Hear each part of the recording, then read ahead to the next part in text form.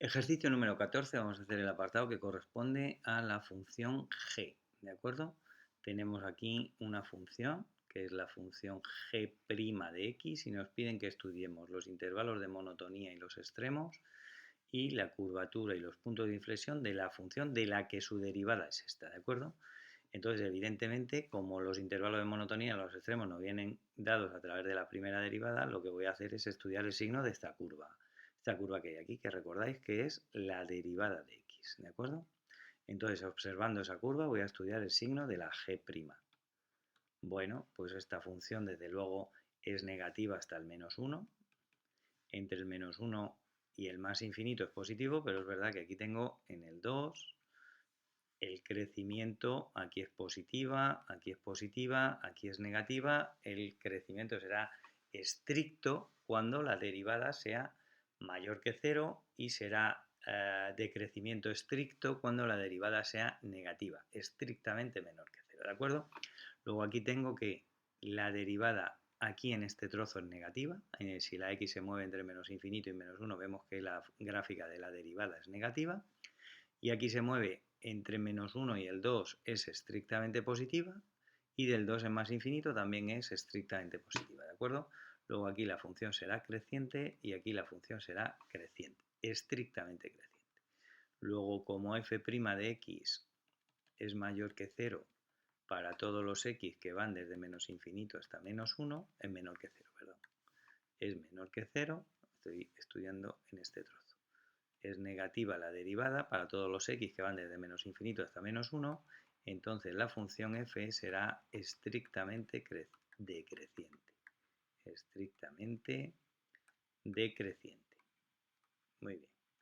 ¿Qué ocurre en los x que están entre -1 y 2 y entre 2 y más infinito? Pues que f' de x es mayor que 0 para todos los x que van desde -1 hasta el 2, unión desde el 2 hasta más infinito. Luego aquí la curva, ¿cómo será? Aquí la curva es estrictamente creciente. Si habláramos de monotona creciente, podríamos poner cerrado en el 2. Estrictamente creciente. Muy bien, ¿qué ocurre en el x igual a -1? Pues en x igual a -1 cambia la monotonía. Luego en x igual a -1 hay un mínimo relativo. ¿De acuerdo? Hay un mínimo relativo porque la gráfica pasa de ser decreciente a ser creciente. ¿De acuerdo? Este es entonces el apartado A. Ya tenemos estudiado el crecimiento, el decrecimiento y los extremos relativos, que solo hay uno, que hay un mínimo. En x igual a 2 veis que no cambia la monotonía, luego aquí no tengo ningún extremo relativo. Vamos con el segundo apartado que nos piden la curvatura. Y para estudiar la curvatura viene dada a través del signo de la segunda derivada. ¿Vale? Luego lo que querremos estudiar será el signo de la segunda derivada. No olvidemos que esta es la primera derivada. Desde luego que si esta curva es creciente será porque su derivada sea positiva. Y si esta curva es decreciente será porque su segunda derivada sea negativa. Con lo cual vamos a tener perfectamente determinada, pues aquí f pero es g, cuál es el signo de la segunda derivada a través del crecimiento de esta y del decrecimiento de esta. Entonces, decimos aquí que g' de x vemos en la gráfica, gráficamente vemos que g' de x es creciente,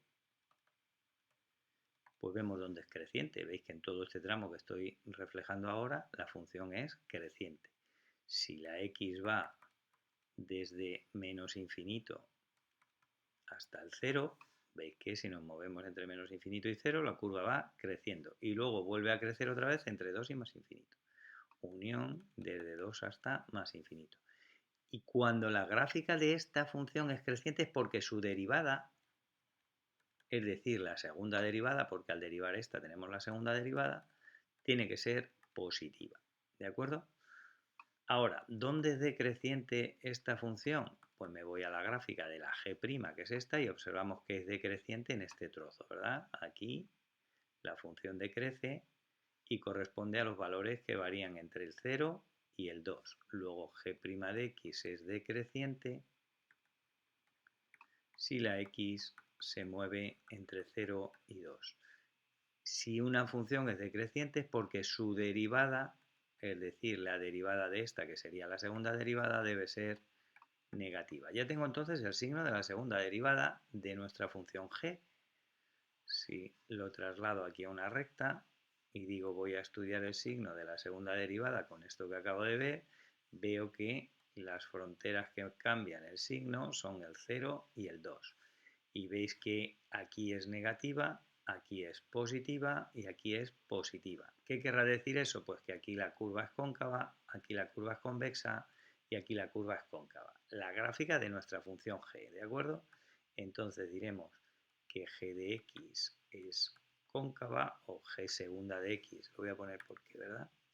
G segunda de x es positiva para todos los x que van entre menos infinito y 0 o entre 2 y más infinito, luego aquí es g de x será cóncava. Cóncava hacia la parte positiva de las y's. Y la g segunda de x es negativa, lo acabamos de ver, para todos los x que se mueven entre el 0 y el 2. Luego aquí la función g, cuya segunda derivada es negativa, será convexa o cóncava hacia las sillas negativas. Y luego, ¿qué ocurre en x igual a 0 y en x igual a 2? Hay puntos de inflexión, puesto que cambia la curvatura de la función, porque cambia la curvatura